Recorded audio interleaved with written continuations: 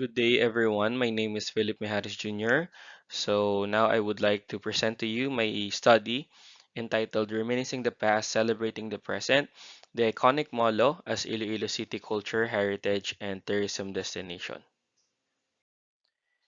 So as part of my introduction, according to Fontecha and Padilla, the historical past of a town should not be forgotten, its story insignificant when the success and achievements in the present time are being celebrated. To give an idea, about my study, so Molo is actually a town that is located in Iloilo City, Philippines.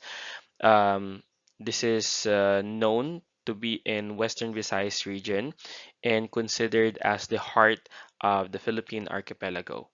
So Molo is actually iconic, one of the oldest town that is rich in history and cultural heritage destinations and actually contributes a lot to economic growth of the city.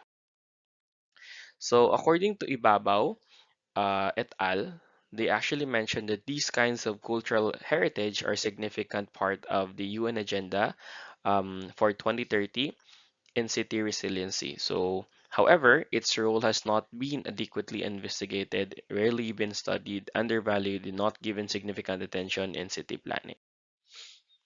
So, this study was conducted to showcase unpublished pieces of literatures about Molo that were gathered from university archives. Moreover, this study also focuses on understanding how Ilonggos create their perspective, values, and emotional bonds to the iconic Molo based on their changing lifestyle and identify how the present is harmoniously related and celebrated through reminiscing the town's historical past.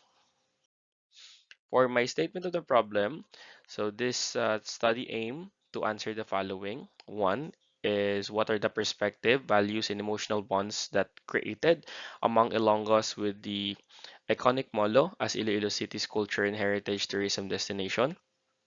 Number two, what hinders the development of iconic Molo as Iloilo City culture and heritage tourism destination? And number three, how can iconic Molo sustain its status as culture and heritage tourism destination? So for my methodology, this is a qualitative study, phenomenological method. So it actually anchored to constructionism. So the informants of the study were actually seven, and they are the meaning makers, creators, and these creatures construct knowledge to experience as resident authorities and cultural experts. So my theoretical framework is interpretivism. So as a meaning-making thinking, informant interpret the information within their immediate environment, which in this phenomenological study refer to Molo's heritage, culture, and gastronomical destination. So for my data gathering and interpretation, I use researcher-made guided questions. And for my validation and analysis, I have used Kulice 7 steps method.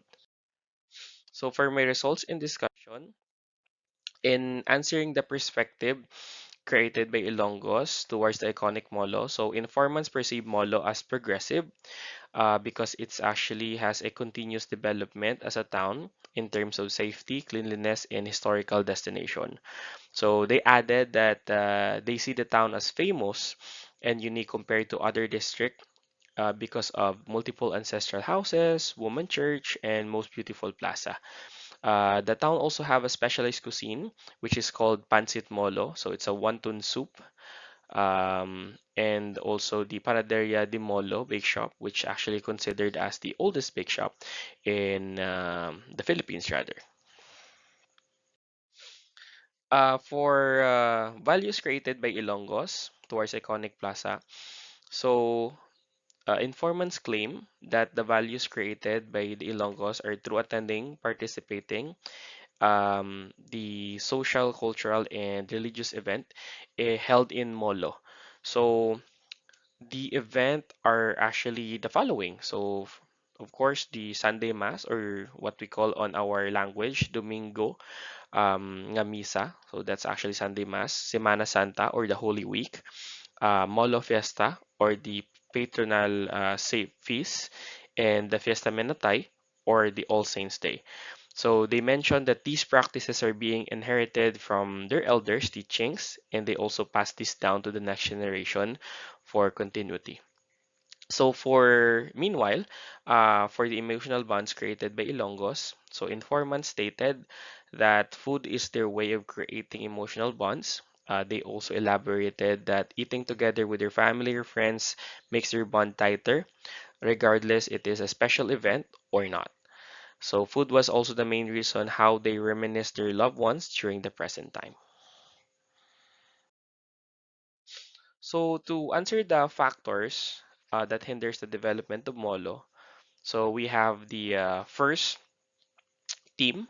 So we called it pagkabalaka, ambiguity of priority in cultural conservation.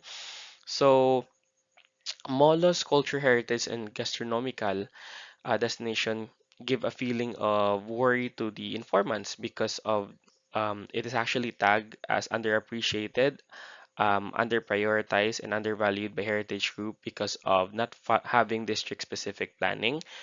Despite being the town that contributes a lot when it comes to tourism destination of the city. For our second team, we call it Kasablagan or hindrance, negligence of implementation of heritage policies.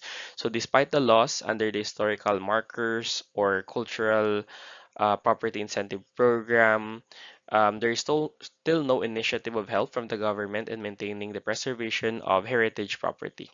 So for our third team, paghinang panay. So we called it paghinang panay in our language, which means harmonious relationship. There's no collaboration or no collaboration in heritage group. So no exposure in initiatives have been made by the heritage team in Molo to correct people's perception and strengthen the promotion and conservation of culture, heritage, and gastronomical destination. So for our last team, um, for the factors that hinders the development, we have pagdagyaw or merrymaking, less appreciation from the younger generation. So the culture and heritage are being less appreciated by the younger generation due to modern technology, lack of in-depth understanding of current situation, and lack of heritage program initiative that they can participate in.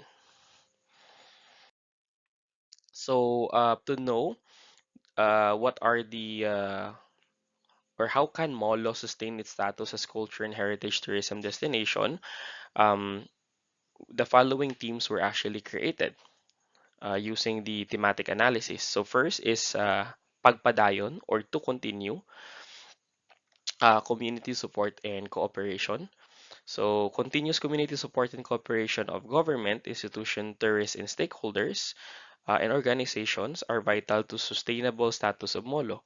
Moreover, participating in promoting signature dishes, buying local delicacies directly from seller, and paying museum fees can create a huge impact in sustaining the legacy of Molo's culture, heritage, and gastronomical destination. For our second theme, under the sustainability of status, we actually have